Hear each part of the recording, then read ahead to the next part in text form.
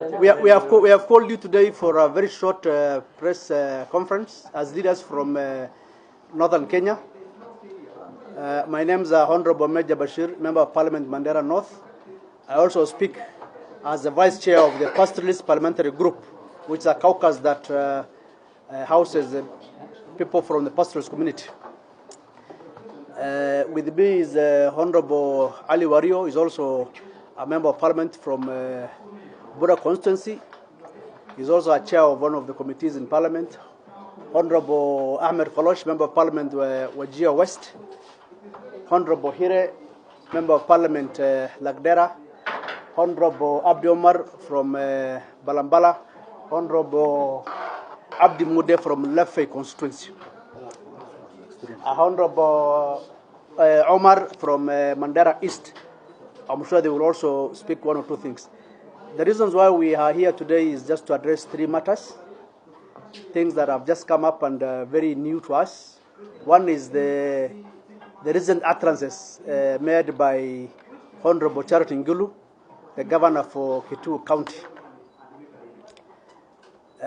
It is quite sad and unfortunate that somebody of the stature of a governor of a whole county can really speak and incite communities against communities. What Honorable Ngilu spoke about is actually hate speech and amounts to total incitement of communities. It's unfortunate that a governor can say that she will buy arms to arm her people so that they can fight other Kenyans. I want to remind Honorable Ngilu that Kenya is not a failed state. It has government, it has systems, it has security apparatus. If you have issues in your own county that you are unable to manage, which you are aware of, do not divert attention and do not make communities fight one another. Kenyans can move freely anywhere they want. The pastoralist communities, Somalis included, are nobody's guests. We live in every part of this country. And because of the biting drought that has been seen or ravaging parts of northern Kenya, some of these pastoralists are moving to places where they can get respite. Unfortunately, leadership of those areas are inciting and telling their people, chase them, and worst of all, kill them. We are not accepting. And we want the government, through the security agencies, to immediately arrest one Honorable Ngilu for incitement. We want to tell the people of Kenya that those words are not the words of people of Kitui. It is one individual. We have people from those communities living amongst us, very peaceful, hard-working, and we tell them those words don't belong to them. It is for an individual. So we want to call the government of Kenya, especially the Kenya police, the IG and the DCI, to ensure Ngilu is arrested and taken to task. The other issue is the biting drought. It is ravaging parts of northern Kenya and all pastoralist areas. It is worse, and we want immediate government intervention. The intervention of the government currently is actually lackluster, to say the least. The other day we had a meeting, all the stakeholders, they talked of, they require 3.7 billion between September and December. That money has not been released to the various ministries. We ask Treasury to release those funds so that the emergencies of this can be taken care of. So those are the issues that we wanted to address. Thank you. I will give a chance for Honorable Ali Wario to... Moja nataka kusema mimi na mpaka na Kitui. Na tumeishi na watu wa Kitui kwa miaka na mikaka. Huko mzozo ya mpaka katika nchi ya Kenya kwa zaidi ya gatuzi 20. Yanayonishangaza na kunidwaza kabisa ni kwa nini Wizara ya Usalama imechukua mzozo ya mpaka baina ya kaunti mbili ya Tana River na Kitui, wasaidiane na watu wa Kitui kufurusha mifugo ambayo iko Kitui. Manake sisi tunapakana na Kitui, wakati ya ukame mifugo wa Kamba huja Tana River, kwetu kama kuna ukame mifugo wetu huvuka kwenda Kitui. Leo Wizara ya Ndani imechukua hatua kufurusha wafugaji kutoka sehemu za Kitui. Hii ni dhulma dhidi ya wafugaji. Nataka wizara husika isitishe operation ambayo inafanya wakilenga jamii moja. Pili ni matamshi ya Ngilu ya uchochezi. Leo ndio tutajua sheria ya Kenya itakavyotekelezwa. Kuna sheria ya wakubwa na wanyonge, thibitisho tutapata leo. Kama serikali haitochukua hatua dhidi ya Ngilu, hiyo ni thibitisho kwamba kuna vifungu mbili, kuna sheria mbili tofauti katika nchi ya Kenya. Tatu ni masuala ya ukame. Ni wajibu wa serikali kusaidia wananchi ambao wamedhalilishwa na wamedhoofika na ukame. Si fursa kwa serikali kuchezea na kudhalilisha mifugo yetu saa hizi kwa sababu ya ukame. Mwisho ni masuala ya kisheria, haki ya kutembea. Vile Mkamba ana haki ya kutembea Tana River, vile Mkamba ana haki ya kutembea Mandera, vile Mkamba ana haki ya kukaa Wajia, nasu tuna haki ya kwenda Kitui, tuna haki ya kwenda Mwingi, tuna haki ya kwenda Kenya kwa jumla. Wowote asitutishe, sisi si wageni ya mtu yoyote. Sisi ni Wakenya kama Mkenya wowote. Na ngojea serikali ichukue hatua dhidi ya Ngilu. Asanteni. That the systems, the security systems of this republic are working and are just is going to be seen and judged on the actions and the steps that they are going to take against the governor of Kitui, Charity Ngilu. The nonsense of saying these are Somalis and these people are going to be taken back to their boundaries and to their places. To where is our boundary? We are Kenyans, and Kenyans are free to live anywhere in this republic. It is unfortunate that the repatriation of livestock back to Burra constituency is being done by the security forces and the police, and we have proof and photos and videos of the same. We are telling the Minister of Interior to take the business of government and security seriously and stop this behavior of activism in office. We are telling the IG that if you cannot be a Kenyan who is leading an independent police service, he is behaving like an AD camp of the minister. We must get, because this is what the Constitution is facing, we must get an independent police service. And the IG must act so. We have a serious drought where people and livestock are dying. And the government is giving lip services. There is nothing action to respond to government to. And the people who ran away to save their little livelihoods are being killed, chased and maimed.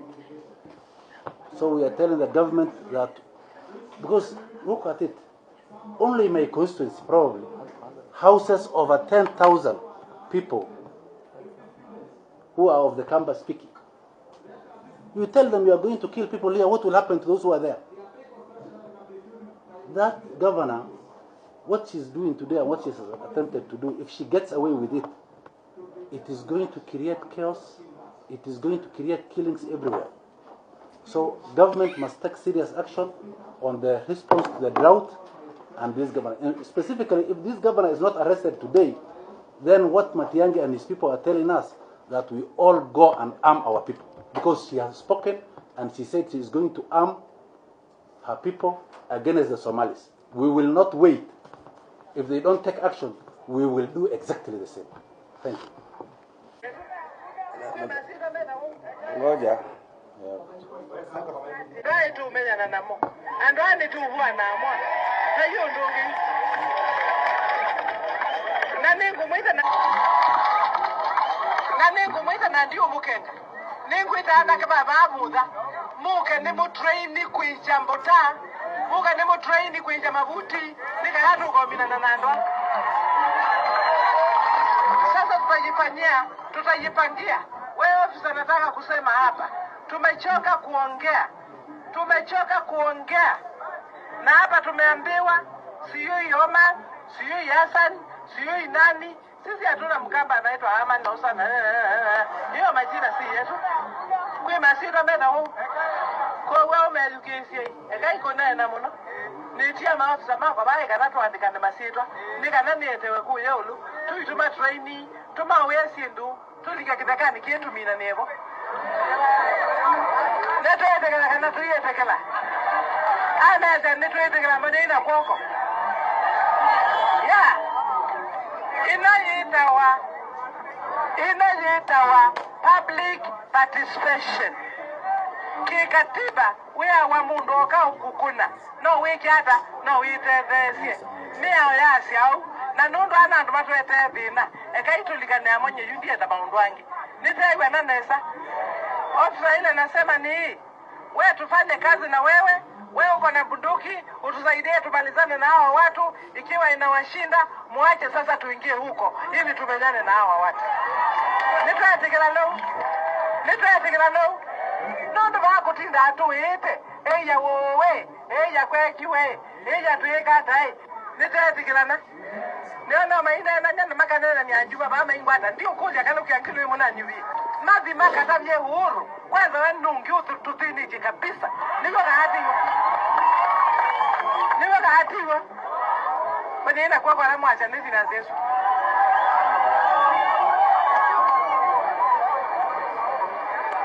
Nina kuja muenda tuikiata na mwandabye. Na nili kwiko. Kana muinaambia tuyumbanie. Tilika tuminane na ndwa. Ni mwambio. Na eba ningamia mwasio na tafadhali. Oneda muina mabuti. Tafadhali ningutia mbeza ba. Muimuwe mbuta. Na mbuta mwenyeki ya mabai. Na baba inao ku.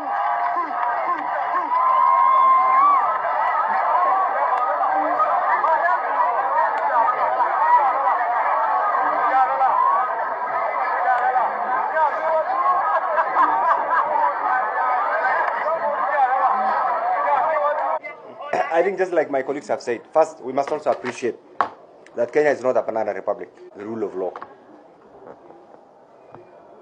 If each one of us, and the reason why the framers or our forefathers who prepared us to be in part and parcel of this beautiful republic called Kenya with the known borders is simply because they wanted a framework, a predictable, well-structured, legally oriented system of governance. And that is why, in our own wisdom, after the colonialists left us, we have a constitution. That's why we can proudly say there's a rule of law in Kenya. That's why we have struggled to come up with a constitution, a very, very generous and reformist constitution. And you all know the way we participated. I am taken aback, and I know Charity Ngilu. I have known her. I've had a bit of time actually to dissect and interrogate what normally goes in her mind. I'm sure right now she must be going through a very difficult time politically, wherever she is right now. And I know she's trying to do this in order to resuscitate a ailing political system. And that's the reality, because I know the way she functions. But that notwithstanding, first, you have had the message, and I'm sure you will have an opportunity also to go through it. It's a fact that we are all members of one Kenya community, and we have a system of governance.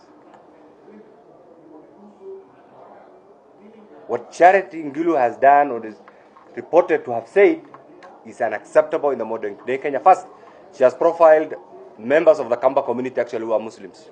And I do know, in Kitui alone,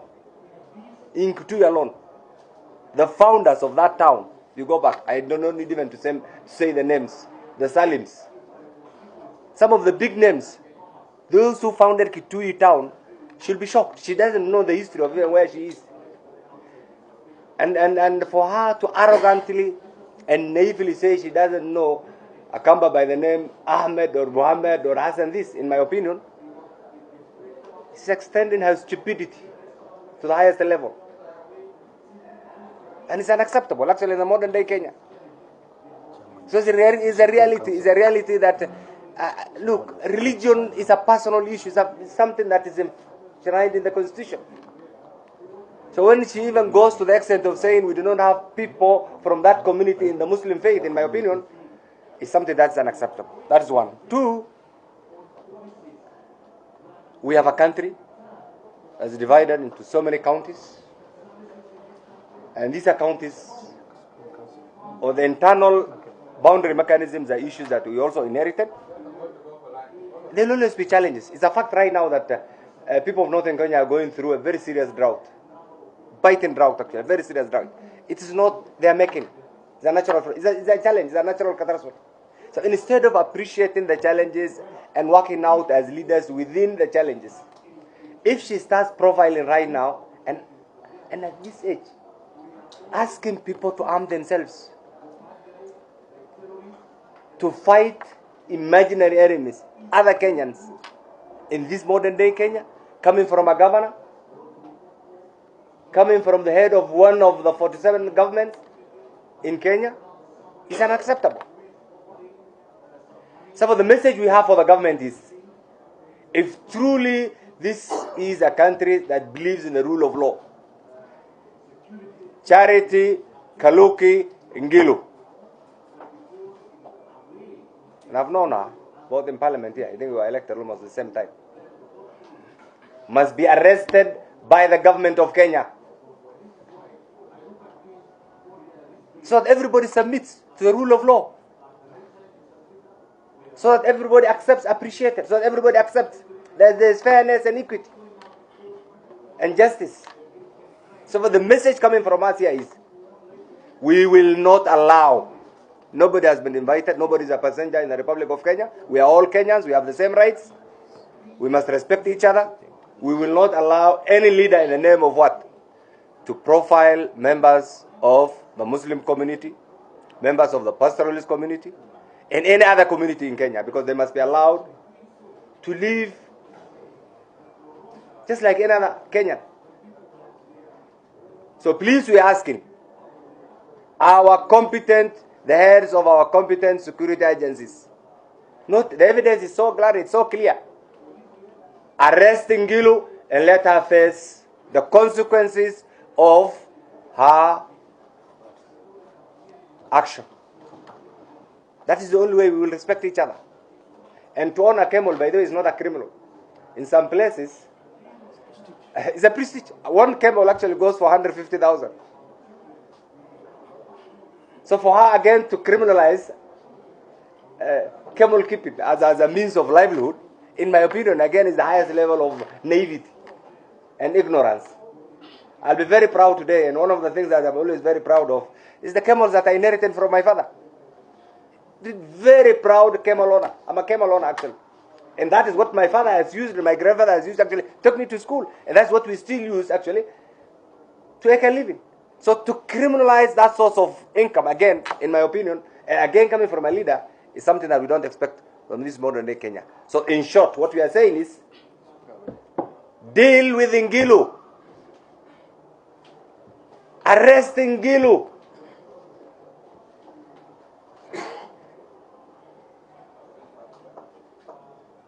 And the government should also empathize and sympathize with the suffering pastoralist community who are going through a very, very, very serious drought. We want to also appeal to the members of the pastoral community to respect other communities. I know where there is drought, we're also asking them wherever they are, please also respect the residents of the other areas where you are interacting with right now. Kwa hivyo pia tunawauliza wale wafugaji wametoka kutoka sehemu mbalimbali, wakifika sehemu zingine pia waheshimu wenyeji, wakae na hawa kwa amani, waombe maji, waombe msaada, ili tusiwe na ufurugano baina ya Wakenya. Hivyo ndio sisi kama viongozi hapa. Lakini hakuna mtu akona haki ya kuwatusi Wakenya kwa sababu unaona ni wafugaji, unaona bengine fulani haistahili kuwa wa dini fulani. Hapana, mambo haya ni ile karne ya ujinga ya zamani, imepitwa. Ni vile mheshimiwa Wario alisema hapa.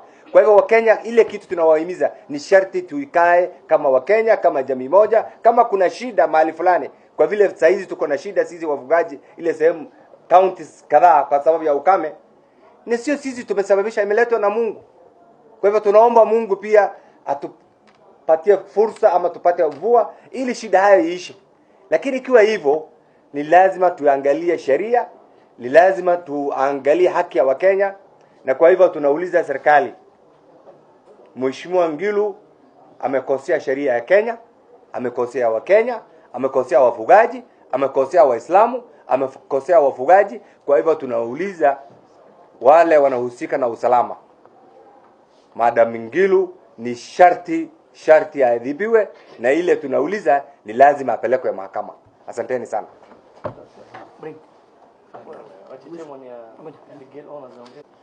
By the governor of Kitui County. This is not the first time. You remember sometimes last year, the same hateful utterances were directed towards the Kikuyu community. You remember the aftermath, when she was talking about the charcoal business. So many cars, so many lorries were touched. The same thing is now directed at the Somali community. It is a dangerous trend. I come from Garissa County. That has the largest population of the Kamba community in Northeastern. They are very hardworking people. They live peacefully with their colleagues. We call upon the Interior Ministry and the security agencies to immediately arrest Honorable Charity Ngilu. One thing you need to know is that the county government of Kitui has not paid their workers for the last 3 months. We want the money she wants to purchase arrows and guns and bows to be paid to the workers of Kitui County. We are aware of that. So Honorable Charity Ngilu must not use diversionary tactics to resuscitate her ailing political career. Thank you very much. Thank you. From your side, instead of not engaging in a political or in a trading accusation, what are some of the things that You need to appreciate the tenure arrangement of people of Kenya and the difference between the farmers and the pastoralist communities. The farmers own land individually and pastoralists own land communally. How do we mediate between the two at times of conflict? This has been the normal practice wherever pastoralists and farmers share land. But the term encroachment, are Kambas encroaching in Garissa and Mandera and Tana River? That word, from where I sit, is insultive. We have not encroached anybody's house, anybody's shamba. We are in Kenya. You have to look both sides of the coin. It can't be freedom of movement when they are in Garissa and encroachment when we are in Kitui. It can't be. You can't have your cake and eat it. So that is one. Appreciate the tenure arrangements. This is a border conflict. There are over 20 counties which have border conflict. Why is Kitui very special? Is it because we have IG from Kitui? That's why it's becoming encroachment. So let's be Kenyans. Let's share this country. Let's share resources. Let's have mechanism on how we can solve our conflict. We are neighbors. We have been neighboring Kambas for ages. And we've been managing our conflict for ages. Before the Interior Ministry came in. So I'm not only emphasizing on the arrest of Ngilu, I want to tell Matiangi, stop the operation. Thank you very much. Let me say this. Let me say this. Please. In fact, the answer is this. You know it's illegal to carry an authorized firearm. You also know that there are people with illegal guns all over. What we are refusing is that profiling. And my friend, that profiling, what you are alluding to right now is tantamount to those old days. You will have two thieves. One, Mohammed, sensational, the media will say a Somali thief or a Somali bandit. Those are things, those are past. Look, and really, people must accept that Kenya has changed. There's a paradigm shift. And therefore, If there are individuals who are in possession of illegal firearms, let the law take its course. Period. Nobody can take criminal responsibilities. Individual, isn't it? No community will allow to be punished collectively. And my friend, if you have any idea of who was doing that, please, as a member of the Fourth Estate, can you report that to the nearest police station so those culprits are apprehended? So I think that's the bit. That's muikona mabuti hata mame binyambe wa mbuta bani tiambesa na ndwai tu menyana namo andwani tu huwa na amwa tayo ndongi na ningu mwita na ndio mukenga ningu itaanda ke baba abudha muke ni mutraini kuicha mbuta muke ni mutraini kuicha mabuti nikayatu kominana na ndwa. Sasa tutajipangia. Wewe ofisa, nataka kusema hapa, tumechoka kuongea, na hapa tumeambiwa siyui Oman, siyui Hassan, siyui nani. Sisi hatuna Mkamba anaitwa Aman na Usana. Hiyo majina si yetu. Kwa masito meta huu. Kwa wewe umeedukisi ekai kuna na muno. Nitia maota mako bae kana tuandikane masito. Nikana nietewe ku yulu. Tuituma trainee, tuma wesindu. Tulika kitakani kietu mina nebo. Neto etekela kana tuyetekela. Ameza neto etekela manena kwoko. Yeah. Inajiitawa public participation. Kikatiba wea wa mundu oka ukukuna. No wiki hata no witethesie. Mea yasi au na nundu anandu matwete thina eka itulikane amonye yundi enda maundu wangi nitaiwa na nesa. Ofisa ile nasema ni wewe tufanye kazi na wewe uko na bunduki utusaidie tumalizane na hawa watu. Ikiwa inawashinda muache sasa tuingie huko ili tumenyane na hawa watu. Nitwatikela nundu bakutinda atuite eya wowe eya kwekiwe eya twekata nitatikilana Neona maina na nyana makanena ni anjuma ba maingwata ndio kuli akalo kyangilo imunanyubi mathi makatabye uhuru kwanza wewe nungi ututhiniti kabisa niwe kahatiwa bani ina kwa la mwasha ni finance yesu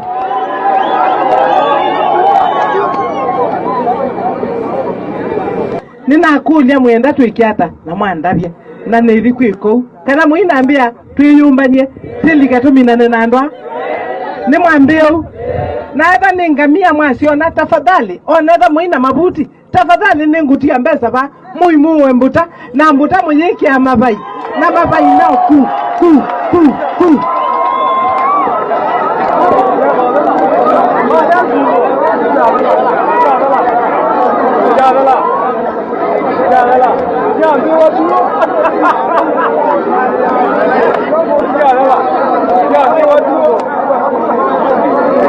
nitakwatiania kana mwika unena moto umini nitwakwatiania pasya nituwangalumia isu na mundu wondo la muona ituthinya ona kebasa utani gwo kwata abasa mbewe buti kima wetu kaenda usila nyani na mbesa sio moto akautini tena mbesa